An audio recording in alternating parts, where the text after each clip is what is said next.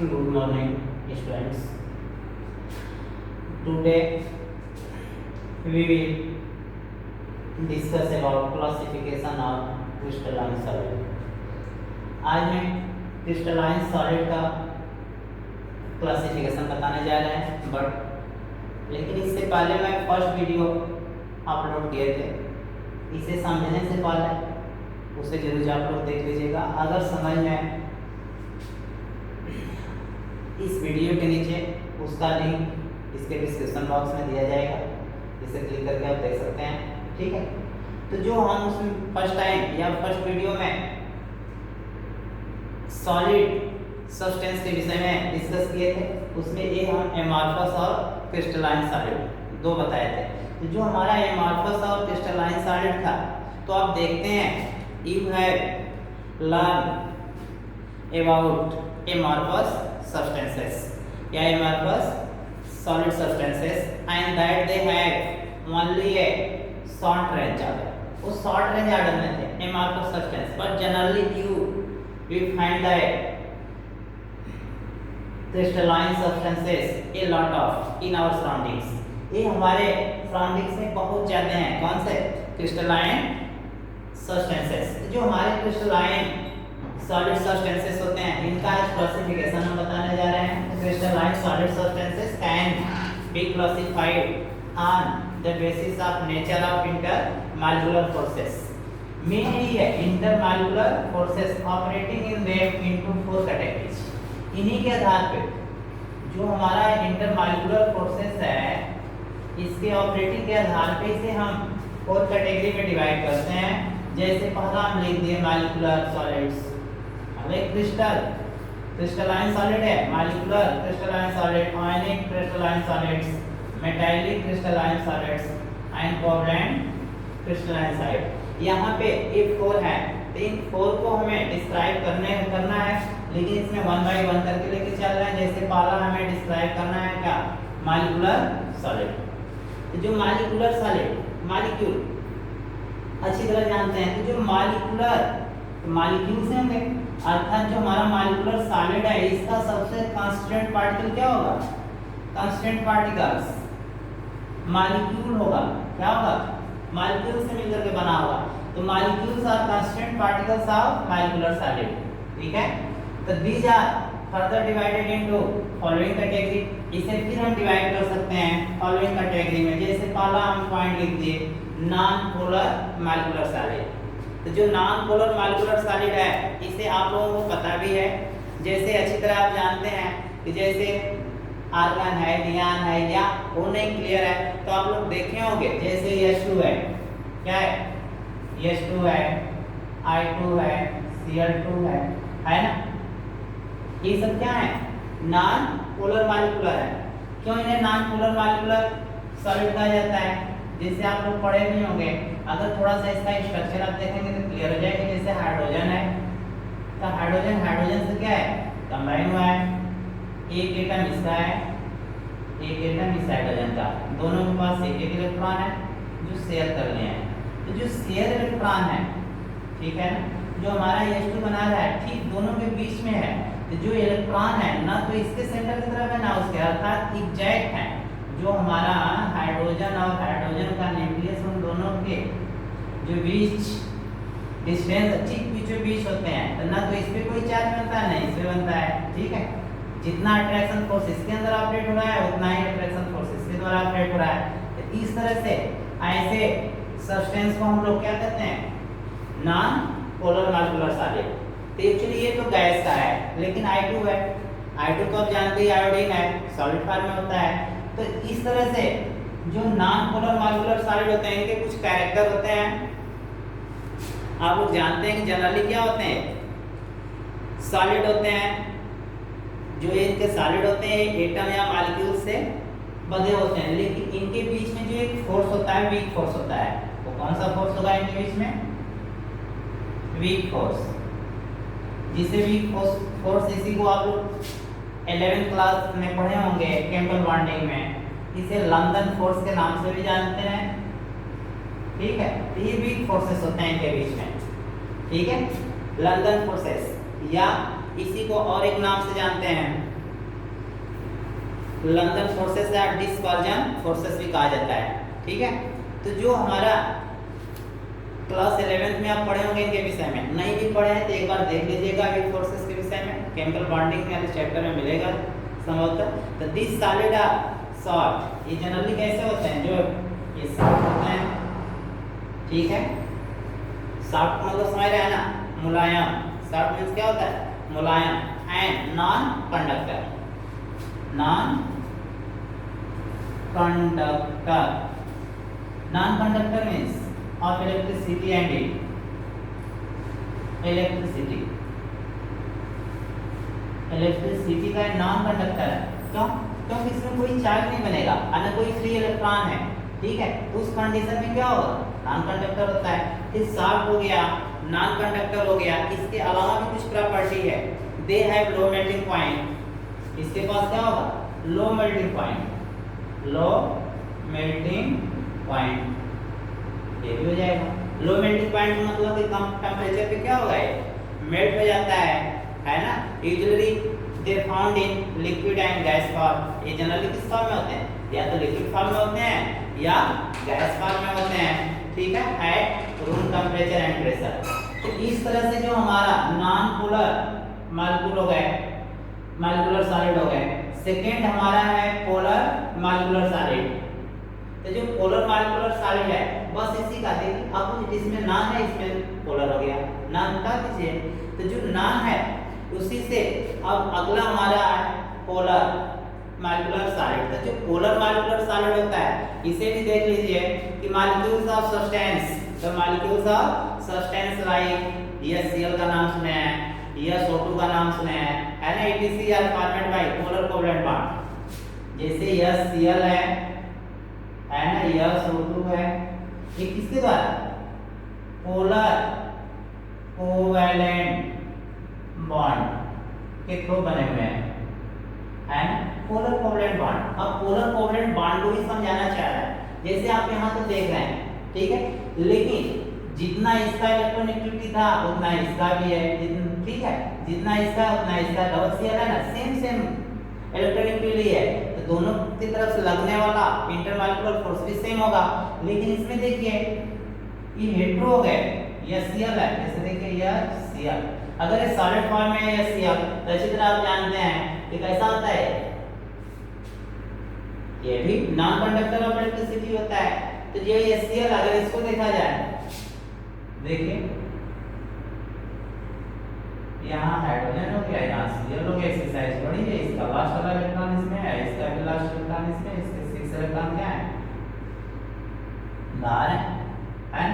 अब आपको ये देखना है कि इनके बीच में इलेक्ट्रोनेगेटिविटी है क्या। तो क्लास 11 में आप पढ़ चुके होंगे कि जब हम पीरियोडिक टेबल में लेफ्ट टू राइट जाते हैं तो हमारा इलेक्ट्रोनेगेटिविटी पावर मतलब इलेक्ट्रॉन गेन करने की जो कैपेसिटी होती है वो इंक्रीज करती है। जब गेन करने की कैपेसिटी इंक्रीज करेगी तो ये जो क्लोरीन है इलेक्ट्रॉन अपने तरफ क्या करेगा, एक्सेप्ट करेगा। तो जो इससे स्ट्रक्चर बनता है हाइड्रोजन और Cl के बीच, जो इलेक्ट्रॉन है ये ठीक इसके बीच में ना होकर के ये थोड़ा सा मूवमेंट कर जाता है इसके तरफ, Cl की तरफ। ठीक, इसलिए जब ये ले रहा है तो इसमें माइनस चार्ज आ गया, ये दे रहा है मतलब इसका इलेक्ट्रॉन उसकी तरफ मूव कर रहा है, इससे प्लस चार्ज। अर्थात जिसमें ऐसा चार्ज बनेगा उसी को हम कहते हैं क्या, पोलर। ठीक है, ऐसे सॉलिड को हम कहेंगे पोलर मॉलिक्यूलर सॉलिड। इसे क्या कहेंगे, पोलर मॉलिक्यूलर सॉलिड। ये पोलर कोवलेंट बॉन्ड के द्वारा बने होते हैं। The molecules in such solid are held together by relatively strong dipole dipole interaction. तो डाइपोल डाइपोल देखिए इसमें भी एक पोल बन रहा है, इसमें भी बन रहा है, इसमें प्लस है, इसमें माइनस है, इनके बीच में इंटरैक्शन हो रहा है। ठीक है, जिसके through polar covalent bond formation हो रहा है। तो इस तरह से ये हमारा पोलर मॉलिक्यूलर सॉलिड बन गया। अब इसकी भी कुछ प्रॉपर्टीज है, तो प्रॉपर्टी भी इसका चेक कर लीजिए, है ना। तो ये भी these solid are generally soft and non conductor of electricity. ये भी कैसे होते हैं, जनरली ये सॉफ्ट होते हैं और and non conductor of electricity, non conductor of electricity. ये भी हो गया इसके जैसे पर जैसा। सेकेंड पॉइंट देखिए कि ये भी किस फॉर्म में होते हैं, है ना। तो जनरली या mostly these are gas and liquid under room temperature and pressure. ये भी जनरली किस फॉर्म में होते हैं, या तो लिक्विड फॉर्म में होते हैं या गैस फॉर्म में होते हैं। जनरली होते हैं लेकिन सॉलिड फॉर्म में भी होते हैं, ये तो हम नहीं कर रहे हैं, लेकिन हम मोस्टली की बात कर रहा हूँ। मोस्टली किसमें होते हैं, फाउंड होते हैं लिक्विड एंड गैस फॉर्म में। नेक्स्ट हमारा है फिर इसकी प्रॉपर्टीज या एग्जांपल देख लीजिए। तो एग्जांपल में जैसे अमोनियम आयन है, अमोनिया NH3 SO2, ये सब सॉलिड है, ठीक है। जैसे अभी मैं बताया जैसे सॉलिड SO2 है, सॉलिड NH3 है, इन सब क्या है, इसके एग्जांपल है, वो भी एग्जांपल है। और थर्ड और लास्ट हमारा है हाइड्रोजन बॉन्डेड मॉलिक्यूलर सॉलिड।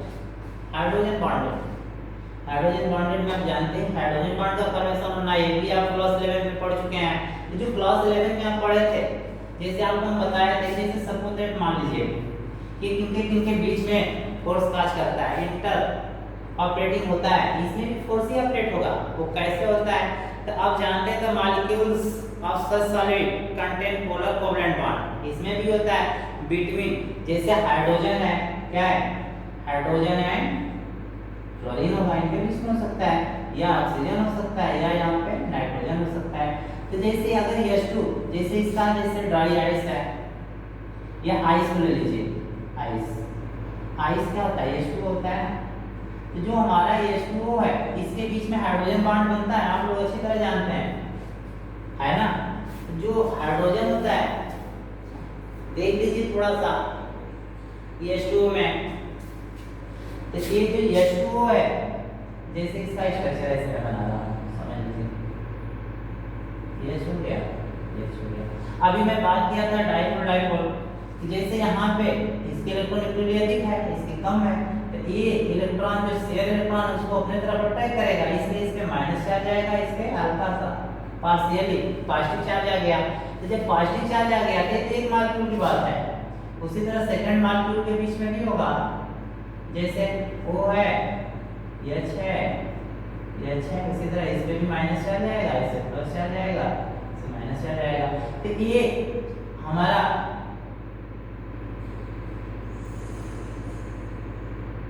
यहाँ देखिए माइनस चार्ज आ गया, इससे पार्शियली है, इससे प्लस चार्ज है, तो इनके बीच में कोई ना कोई एक फोर्स काज करेगा, एक फोर्स जनरेट हो जाएगा। तो जो ये फोर्स जनरेट होगा तो इसमें इलेक्ट्रोस्टैटिक फोर्स बनेगा ना। तो जो इलेक्ट्रोस्टैटिक फोर्स बना, जिसकी वजह से एक मॉलिक्यूल दूसरे मॉलिक्यूल से क्या होगा, कंबाइन हो गया, और इनके द्वारा यहाँ पे हाइड्रोजन बॉन्ड बनेगा। कौन सा, हाइड्रोजन बॉन्ड, ठीक है।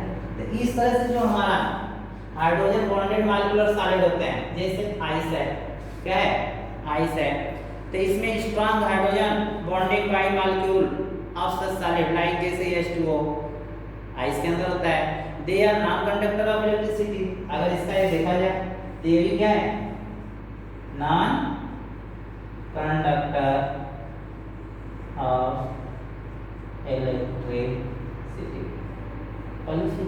ये भी नॉन कंडक्टर होगा, होता तो वही है, भले उसमें बन रहा है बट उसके इंटरनल मामला है, कोई वो फ्री नहीं है मूवमेंट करने के लिए। इलेक्ट्रिसिटी कंडक्ट, इलेक्ट्रिसिटी तभी कंडक्ट होती है जहाँ पे फ्री इलेक्ट्रॉन हो, फ्री आयंस हो, समझ में आएगा। तो they are non conductor of electricity, generally they are volatile liquid, बहुत अच्छा वर्ड है सेकंड, वोलेटाइल, वोलेटाइल लिक्विड।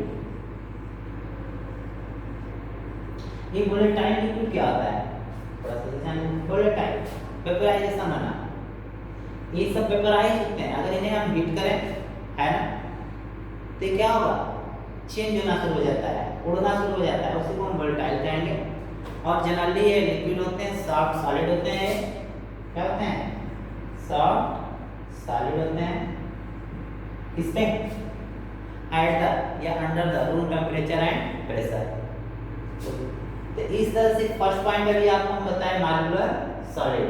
तो जो मॉलिक्यूलर सॉलिड है ये तो आप देख लिए, so I request you to watch this video and make notes. Okay, इसके बाद अभी मैं सेकेंड तुरंत बताने जा रहा हूँ। सेकेंड पॉइंट हमारा है आयनिक सॉलिड।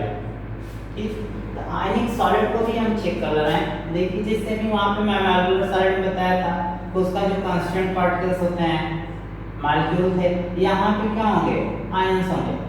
किसी भी आयनिक सॉलिड का कांस्टेंट पार्टिकल्स क्या होते हैं, आयंस होते हैं। तो आयंस और constant particles of ionic solid such solid are formed by the, इसमें एक शब्द और जुड़ गया, थ्री डायमेंशन अरेंजमेंट।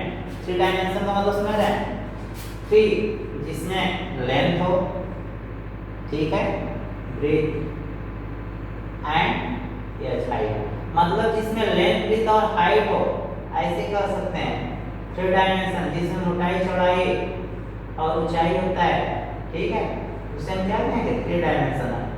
जैसे देखिए, इसकी मोटाई भी है, चौड़ाई भी है और ऊंचाई भी है। तो ये थ्री डायमेंशनल, अभी वहाँ पे लिखा हूँ such solid are formed by three dimensional arrangement of cation and anions. इसके जो आयंस हैं, ये जो आयंस हैं, ये टू टाइप होते हैं, आप लोग इसी तरह जानते हैं, या तो केटायन हो गया और एनायंस होते हैं। तो ये जो दोनों होते हैं, ये कैसे बाउंडेड होते हैं, इलेक्ट्रोस्टैटिक फोर्स। एक अगर प्लस है, जैसे यल में प्लस है तो सीएल पे माइनस है, ये दोनों एक से अट्रैक्ट कर रहा है, एक से अट्रैक्ट कर रहा है ना। तो इसके द्वारा जो फोर्स प्रोड्यूस हो रहा है वही क्या है, इलेक्ट्रोस्टैटिक फोर्स है। तो जो हमारा इलेक्ट्रोस्टैटिक फोर्स के द्वारा बदले होते हैं, तो ये जो cation anion three dimensional arrangement होते हैं, थ्री डायमेंशनल अरेंजमेंट का मतलब समझ रहे हैं, जिसमें हाइट भी हो और उसका लेंथ भी हो और ब्रेथ भी हो, ठीक है। तो इस तरह से इनके बीच में जो सॉलिड बनेंगे, ठीक है, वो आयनिक सॉलिड, जैसे NaCl को आप जानते ही हैं, है ना, जब स्ट्रक्चर पढ़ाया जाएगा इसका, या आप पढ़े होंगे एनिसोट्रॉपिक, तो उसमें दिखाए थे हम NaCl का स्ट्रक्चर, कि इनमें एक ऑर्डर होता है, अरेंजमेंट होता है, अल्टरनेट भी होते हैं और करस्पॉन्डिंग भी होते हैं इनके एटम्स, है ना, क्योंकि डायरेक्शन चेंज होने पे उनकी प्रॉपर्टी क्या हो रही थी, चेंज हो रही थी। तो ये लाइट शो करते हैं, ठीक है। तो ये जो हमारा आयनिक सॉलिड होते हैं, इसमें आयंस होते हैं, इसके पार्टिकल्स, ठीक है, जिसके कैटायन एनायंस मिलकर के थ्री डायमेंशनल स्ट्रक्चर देते हैं। कुछ इसकी प्रॉपर्टी भी होती है, उसे भी आप जान लीजिए। जैसे this solid are hard and brittle in nature, ये कैसे होते हैं प्रॉपर्टी में, ये हार्ड तो हो गए, हार्ड होंगे और क्या होंगे, ब्रिटल। ब्रिटल मीन्स भांगू मारने पे टूट जाए, ठीक है, तो ब्रिटल इन नेचर, एक तो प्रॉपर्टी हो गई, ठीक है। हार्ड हो गया, ब्रिटल, हार्ड मीन्स कठोर, ब्रिटल मीन्स जो पीटने पे मारने पे टूट जाए, मतलब भंगुरता का रूप पाया जाए, ठीक है। They have high melting point and boiling point. दूसरा क्या है, melting point, MP, boiling point BP, ये वेरी हाई होता है, वेरी हाई, मतलब बहुत अधिक होता है ना, जल्दी मेल्ट नहीं होता है। तीसरी प्रॉपर्टी देख लीजिए इसका, ये जनरली क्या होते हैं, ions are not free to move, ये फ्री तो नहीं होते हैं सॉलिड स्टेट में, इसलिए सॉलिड स्टेट में क्या होगा, ये नॉन कंडक्टर ऑफ इलेक्ट्रिसिटी होगा, है ना, इंसुलेटर होते हैं, तो they are electrical insulator in solid state. ये जनरली क्या होंगे, electrical, these are insulator, electrical insulator कर लीजिए,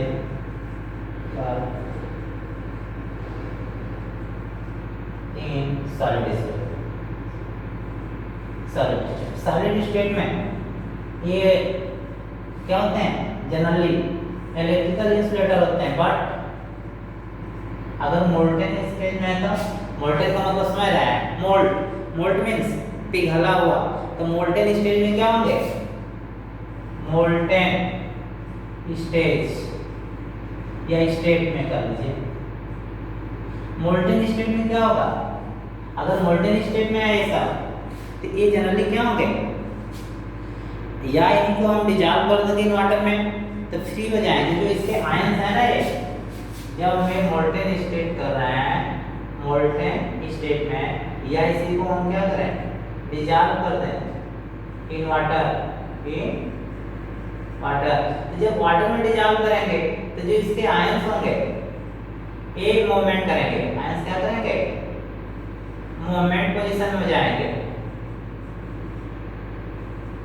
जब मूवमेंट पोजीशन में जाएंगे so it is good conductor of electricity. मतलब है मोल्टेन स्टेज में गुड कंडक्टर ऑफ इलेक्ट्रिसिटी होता है। क्यों होता है, because free to move their ions and they conduct electricity. ठीक है, इस तरह से हमारा सेकेंड हो गया कौन सा, आयनिक सॉलिड। और तीसरा हमारा है फिर मेटालिक सॉलिड। मेटालिक सॉलिड इसे भी देख लीजिए। मेटालिक सॉलिड क्या है, तो मेटालिक सॉलिड आप लोग अच्छी तरह जानते हैं कि metals are orderly collection of positively ions. Metals are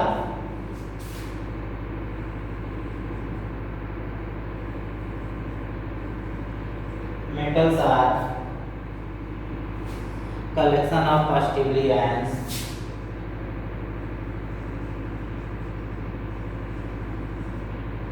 orderly collection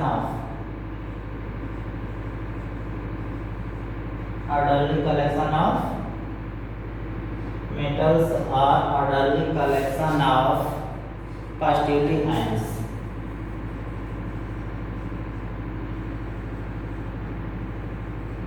इसमें पॉजिटिवली आयन का कलेक्शन होता है।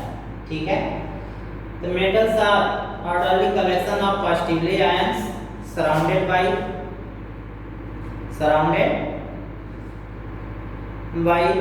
And held together by a sea या फ्री इलेक्ट्रॉन। तो इसमें जो एक शब्द और मैं बोल रहा हूँ कि फ्री इलेक्ट्रॉन्स होते हैं। क्या होते हैं, फ्री इलेक्ट्रॉन्स। ये पॉजिटिवली आयन होते ही हैं, सराउंडेड बाय होते हैं।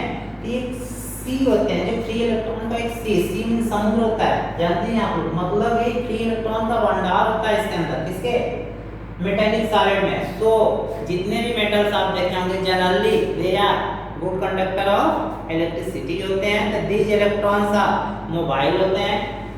ये जो फ्री इलेक्ट्रॉन क्या होते हैं, मोबाइल मींस मूवेबल हो। तो जनरली क्या होते हैं, मोबाइल होते हैं, ये फ्री होते हैं चलने के लिए, है ना। और जब फ्री होंगे, जहां पर भी इलेक्ट्रॉन मूवमेंट करेंगे वहां क्या होगा, इलेक्ट्रिसिटी कंडक्ट हो जाती है। तो mobile electron are responsible for high electrical and thermal conductivity of metals, है ना। ये दोनों को शो करता है। फिर मेटालिक जो सॉलिड होते हैं, तो when the electric field applied, अगर इसके अंदर इलेक्ट्रिक फील्ड अप्लाई किया जाए, ठीक है, तो जब हम अप्लाई करेंगे तो these electron flow through the network of positively ions, है ना। सिमिलरली ये क्या होंगे, मूवमेंट करना शुरू कर देंगे। और जब मूवमेंट करना शुरू करेंगे तो इसमें इलेक्ट्रिसिटी कंडक्ट होती है ना। तो the thermal energy uniformly spread throughout by free electrons, है ना। Another important characters of metals is their lustre. एक चीज और है, इसका भी लस्टर शब्द आप सुने होंगे। लस्टर मीन्स चमक। तो लस्टर तो होता ही है इसके अंदर। और क्या होता है, कलर भी होता है। लस्टर भी होता है और कलर, ये दोनों शो करता है।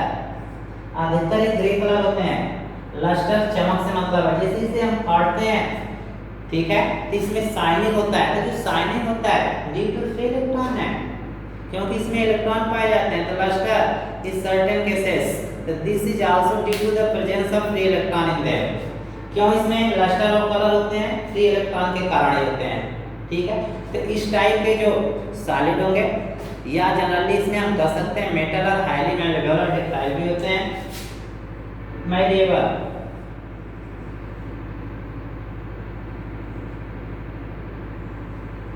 मीन्स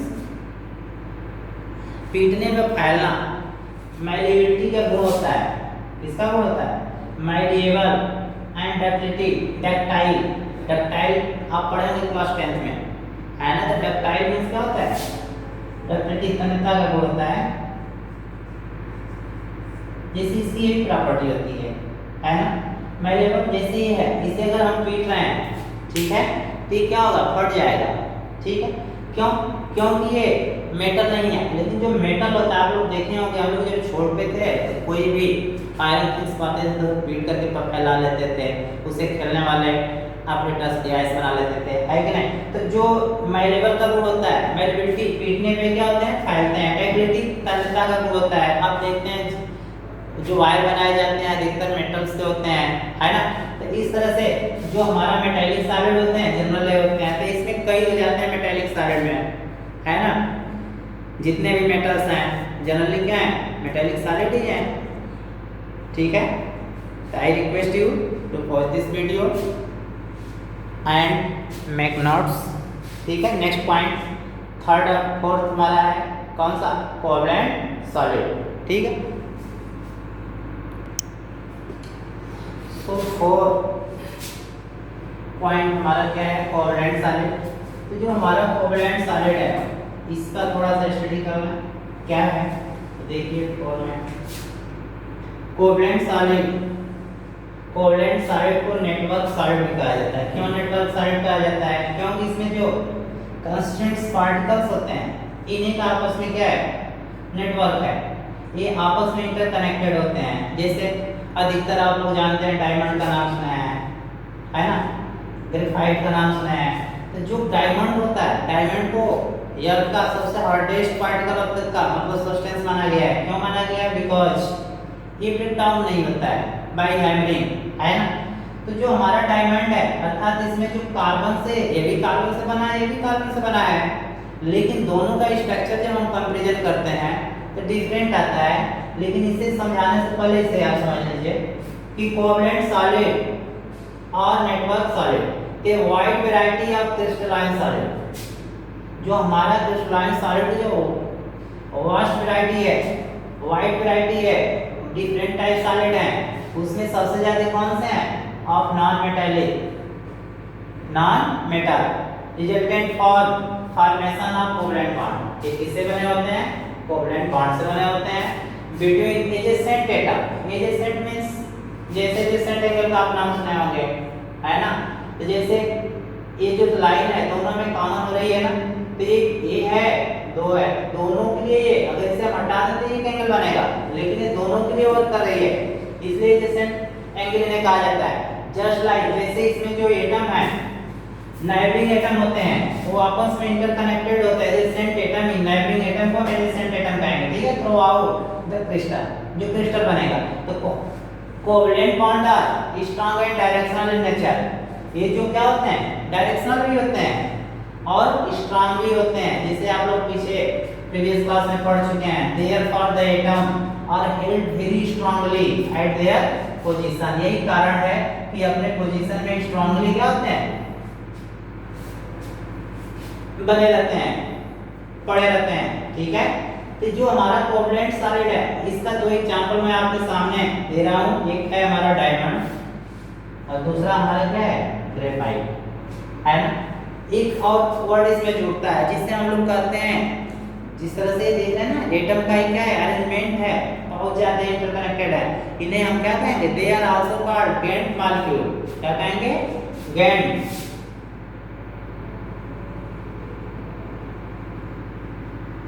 मॉलिक्यूल्स कहा जाता है। गैंट मींस बड़ा दैत्याकार, है ना, ये आपस में मिलकर के बनाते हैं। एक गैंट मॉलिक्यूल के नाम से भी जाने जाते हैं कि they are also called giant molecules, ठीक है। तो ये हमारा क्या है? दोनों को एग्जांपल के तौर पे देख लीजिए, लेकिन इससे पहले थोड़ा सा इसकी प्रॉपर्टी देख लीजिए क्या है ना। तो such solid are very hard in brittle. ये जो ऐसे सॉलिड होते हैं, ये क्या होते हैं? हार्ड होते हैं और ब्रिटल, ब्रिटल बांगो हार्ड। जैसे इन्हीं दोनों को देख लीजिए, हार्ड है तो ब्रिटल है।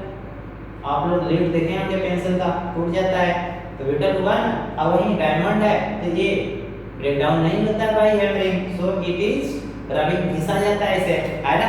तो ये हार्ड भी होता है और ब्रिटल होता है, ठीक है। They have extremely high melting point, extremely means अत्यधिक, एक्सट्रीमली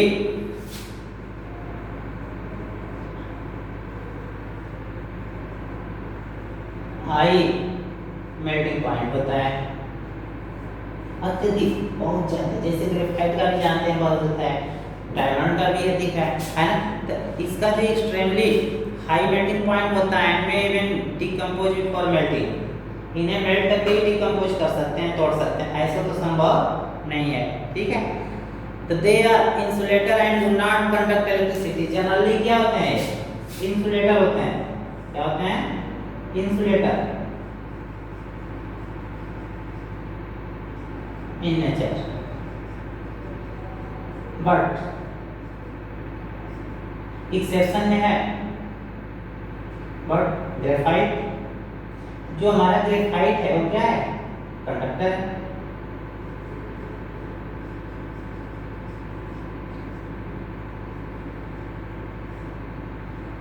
गुड कंडक्टर,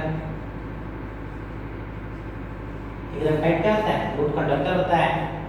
तो इस तरह से जो जनरली ये सब इंसुलेटर होते हैं, जैसे डायमंड को आप जानते हैं इंसुलेटर है ना।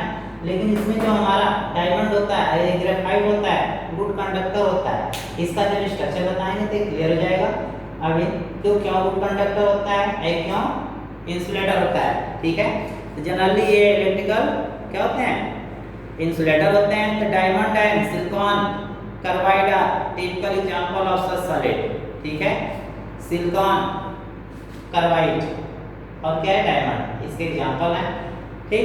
अब इसमें थोड़ा सा प्रॉपर्टी देख लीजिए ग्रेफाइट का। Graphite is soft and conductor of electricity. अभी मैं बताया सॉफ्ट ही होता है, क्यों सॉफ्ट होता है, देखिए एक लेयर है कार्बन एटम्स का, दूसरा इसका मतलब स्लिप करती है लेयर, मुलायम होता है। यही कारण है कि ये जो कार्बन है देखिए इंटरकनेक्टेड नहीं है, एक लेयर बाय लेयर है, एक लेयर, एक कार्बन एटम्स के हैं, एक कार्बन एटम्स के हैं, एक कार्बन आए बॉन्ड के थ्रू क्या है, बंधे हुए हैं, ठीक है। इस लेयर के बीच का जो हमारा बॉन्ड लेंथ है 340 pm है, पिकोमीटर होता है।